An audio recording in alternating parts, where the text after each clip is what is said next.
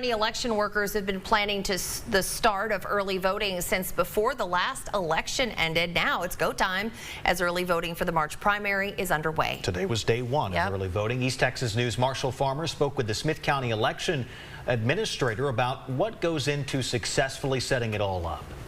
Less than 24 hours before early voting begins, Smith County election workers are finishing final preparations for this year's March primary. But the work isn't complete overnight.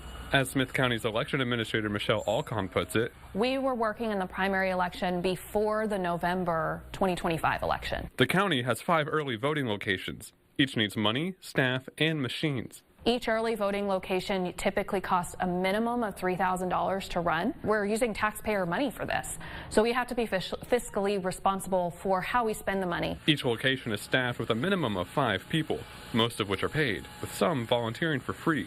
A few extra workers swap out during shifts to help out.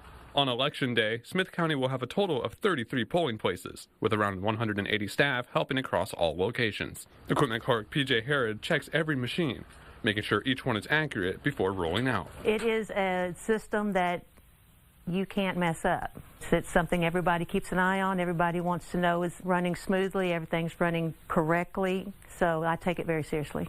That effort showing up around the clock to ensure that voters can vote quickly and securely. Marshall Farmer, East Texas News. Now, Alcon tells us in the past 2 March primaries, only about 23% of registered voters in Smith County actually came out to vote.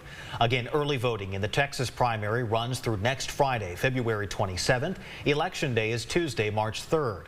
You'll need to check with your county's election office for polling locations and specific times. Plenty of times to make your voice heard.